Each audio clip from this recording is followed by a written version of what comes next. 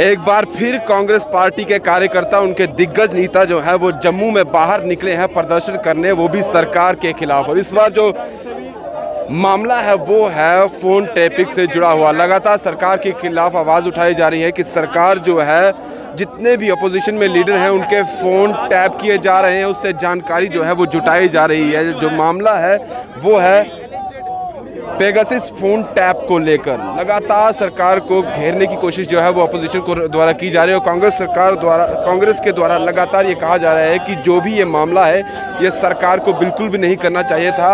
हर एक की अपनी निजी जानकारी होती है, लेकिन सरकार अपनी मनमानी कर रही है, अपने हिसाब से वो चीज़ें चला रही है और इस तरीके से बिल्कुल भी जो है वो नहीं चलने वाली है चीज़ें। इसीलिए फिर से सरकार के खिलाफ जम्मू में भी अब प्रदर्शन जो है वो किया जा रहा है। हालांकि पूरे भारत में इस तरह से प्रदर्शन जो है वो सरकार के खिलाफ किया जा रहा है। ये कहा जा रहा है कि सरकार अपनी मनमानी कर रही है बिना किसी पड़ताल के, बिना किसी वजह से, और चोरी जो है अपोजिशन लीडर्स के जो फ़ोन है वो टैप किए जा रहे हैं, उनकी जानकारी जो है वो जुटाई जा रही है। इसी को लेकर ये आज प्रदर्शन जो है कांग्रेस का किया जा रहा है। हालांकि लगातार कांग्रेस का प्रदर्शन जो है अलग अलग चीज़ों को लेकर किया जा रहा है, कभी पेट्रोल को लेकर, कभी बढ़ती महंगाई को लेकर, कभी सिलेंडर गैस की कीमतों को लेकर, और आज ये मामला जो आया है वो आया है पेगासस टैप को लेकर, फ़ोन टैपिंग को लेकर। यानी कि जो फ़ोन टैपिंग हो रही है वो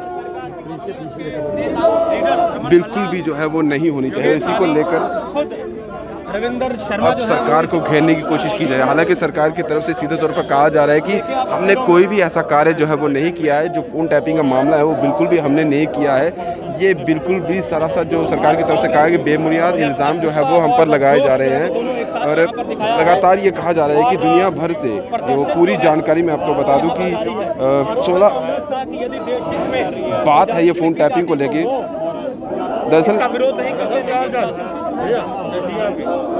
ये भी कहा जा रहा है कि अगर बड़ी बड़ी कंपनीज जो है उन पर भी फ़ोन टैप किया जा रहा है। मंत्री जो है अपोजिशन के, उनके टैप फ़ोन किए जा रहे हैं। साथ में कुछ पत्रकार हैं जो सरकार के ख़िलाफ़ बोलते हैं, उनके भी फ़ोन टैप किए जा रहे हैं। साथ में जो सरकार के साथ जुड़े होते हैं उनके भी फ़ोन जो है वो टैप किए जा रहे हैं। लगातार सरकार को घेरने की कोशिश जो है वो अपोजिशन वगैरह की जा रही है। इसीलिए ये देखा जाए तो कांग्रेस के, चाहे वो युवा कार्यकर्ता हो, चाहे सदियों सालों से जो जुड़े हुए हैं वो हो, यहाँ रमन भल्ला है, योगेश सानी है और अलग अलग जो लीडर हैं कांग्रेस के वो यहाँ पर मौजूद है। और यही बात उनके द्वारा की जा रही है कि इस तरह के कार्य जो है वो सरकार को नहीं करने चाहिए। ये फ़ोन टैपिंग का मामला जो है ये बिल्कुल भी सरकार को नहीं करना चाहिए। इससे क्योंकि जो अपनी निजी जानकारी होती है, क्योंकि हर एक व्यक्ति को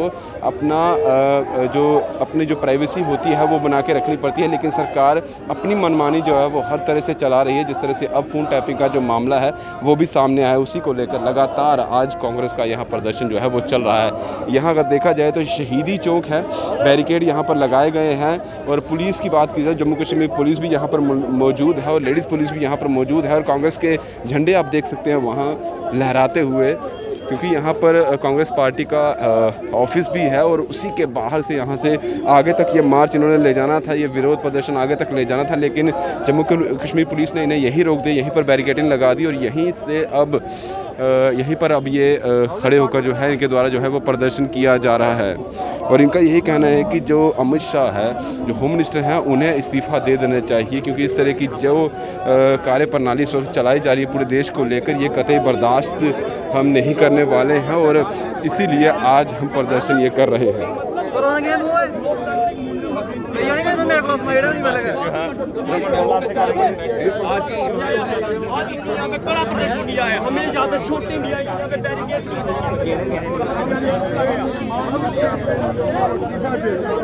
यहाँ पर आप सीधे देख सकते हैं ये कांग्रेस स्पोक्स पर्सन है जम्मू के रविंदर शर्मा जी, वो यहाँ पर मौजूद है और उनके तरफ से वही बातें बताई जा रही हैं जो अभी तक हम आपको बोल रहे हैं कि फ़ोन टैपिंग मामला जो सामने आया है। हालांकि पूरे देश में इस चीज़ को लेकर चर्चा चल रही है, संसद में भी इस चीज़ को लेकर अपोजिशन की तरफ से बातें उठाई गई थी कि ये जो चीज़ें सरकार के द्वारा की जा रही हैं ये बिल्कुल भी बर्दाश्त हम नहीं करेंगे। और इसी को लेकर अब लगातार जो है कांग्रेस प्रदर्शन कर रही है, ना सिर्फ जम्मू में बल्कि अलग अलग जगहों पर ये प्रदर्शन चल रहा है। और कांग्रेस पार्टी जो है संसद में भी, जो मॉनसून का सत्र चला है, मॉनसून का जो सत्र बैठा हुआ है पार्लियामेंट में, वहाँ पर भी सरकार को लगातार घेरने की जो है वो कोशिश की जा रही है।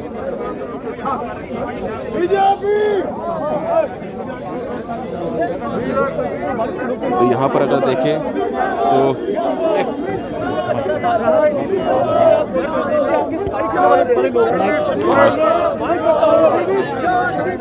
भाई कैसे इधर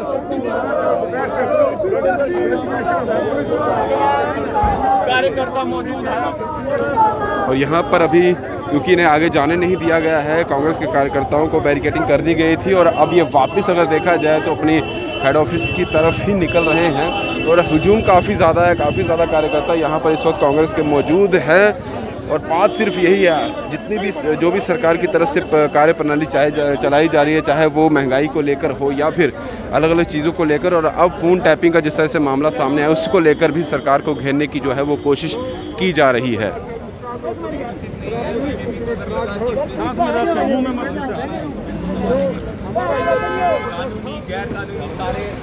अब देखा जाएगा कि सरकार की तरफ से क्या कुछ और सामने चीज़ें आती हैं, क्योंकि सरकार की घेरने की कोशिश लगातार अपोजिशन की तरफ से हर चीज़ को लेकर की जा रही है और सरकार का यही कहना है कि जो मामला ये सामने आया है इसमें हमारा कोई भी रोल नहीं है, ये बिल्कुल बेबुनियादी बातें हैं जो अपोजिशन पार्टी कर रही है और वो अलग से कर रही हैं।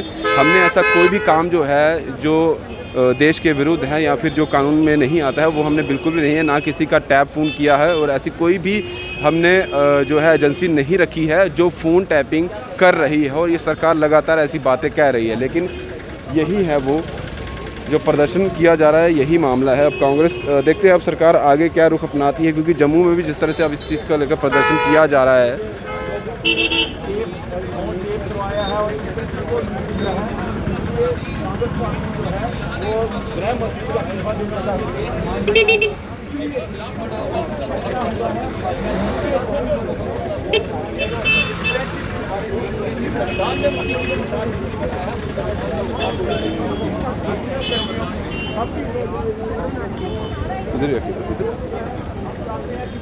क्योंकि टैपिंग का काम जब भी कोई टैपिंग का काम होता है तो वो किसी बड़ी वजह से ही किया जाता है और टैपिंग जब भी देखी जाती है तो राष्ट्रीय सुरक्षा के मद्देनजर किया जाता है। ये खबर भारतीय लोकतंत्र और इसके संस्थानों को बदनाम करने के अनुमानों और अतिशोक्ति पर आधारित है। सरकार ने अपने जवाब में साफ किया है कि छापी गई जितनी भी रिपोर्ट्स हैं वो बोगस हैं और पूर्व ग्रह से ग्रसित होकर तथ्य रिपोर्ट छापी गई है। यानी कि जो पिछले कामकाज सरकार ने अभी तक सरकार कर रही है उसको देखते हुए भी अपोजिशन जो है वो तरमरा गई है, उसके समझ नहीं आ रहा है कि उससे आगे क्या करना चाहिए, इसीलिए जो है वो इस ऐसे काम जो है वो कर रही है। यहाँ उदय भानु जी हमारे साथ है, इन्हीं से बात करते हैं। उदय जी, पूरे देश में अगर देखा जाए तो इस चीज़ को लेकर बातें उठ रही है, संसद में भी बातें उठी है, लेकिन सरकार तो इसे बिल्कुल दरकिनार कर रही है कि हमने ऐसा कोई भी कार्य जो है वो नहीं किया है। एक्सपोज हो चुके हैं ये, सिर्फ ऑपोजिशन के लीडर्स ही नहीं, सुप्रीम कोर्ट के जजेस, ईमानदार पत्रकार जो अपना काम ईमानदारी से कर रहे हैं, सबको दबाने का ये काम कर रहे हैं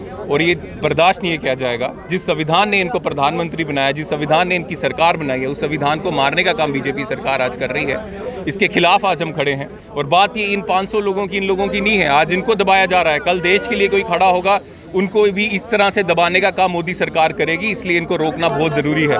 पूरी दुनिया भर में हमारी इंसल्ट हो रही है, मीडिया बोल रहा है क्या कि आज अपोजिशन या जो भी एंटी गवर्नमेंट की जो पॉलिसीज़ हैं या जो एक्सपोज करना चाहता है देश हित में, उनको स्पेस भी नहीं देना चाहती सरकार। ये डेमोक्रेसी का स्तर नीचे गिर चुका है, पूरी दुनिया भर में हमारी बेइज्जती हो रही है।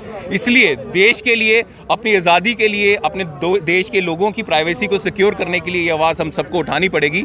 ये हमला आज उन पे हुआ है, कल किसी और पे भी हो सकता है अगर इनको समय रहते रोका नहीं गया। लेकिन सरकार की तरफ से ये कहा जा रहा है कि जितने भी जो ये उन पर इल्ज़ाम लगाया जाए ये बोगस है, ऐसा कुछ नहीं है। और वही पार्टियां जो है जिनका अभी कोई नाम नहीं दिखाई दे रहा है कि बात उनकी नहीं सुनी जा रही है और सरकार अच्छे तरीके से काम कर रही है, इसलिए कोई और मुद्दा नहीं मिल रहा है। पहले महंगाई का मुद्दा पकड़ा था, अब ये मुद्दा इन्होंने पकड़ लिया। देखिए, ये मुद्दा कांग्रेस ने तो लाया नहीं, द वायर ने इसको एक्सपोज किया और जिस तरह से ये इंटरनेशनली इस चीज़ को एक्सपोज किया गया, इजराइल गवर्नमेंट का इसमें इन्वॉल्वमेंट था, इसमें करके तो ये कांग्रेस का तो है नहीं कि कांग्रेस ने इसको प्लांट किया है।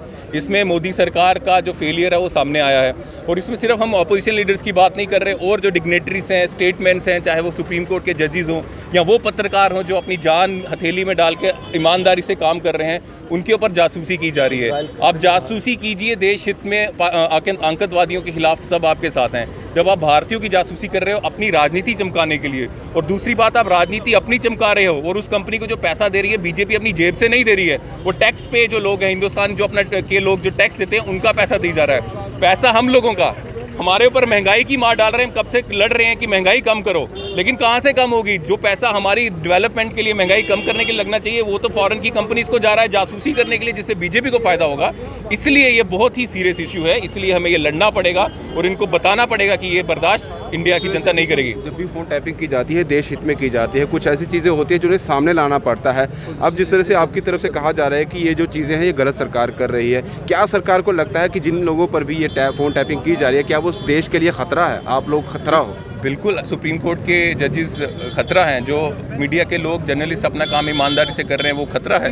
राहुल गांधी जी, राहुल जानना चाहता हूँ किस चीज़ का डर है सरकार को? सत्ता में रहने का। गलतियां हज़ारों कर दी हैं, वेव 2 आई, हज़ारों लोग मरे, वेव 1 वेव 2 में बिल्कुल उनका जो नाकामी है सामने आ चुकी है।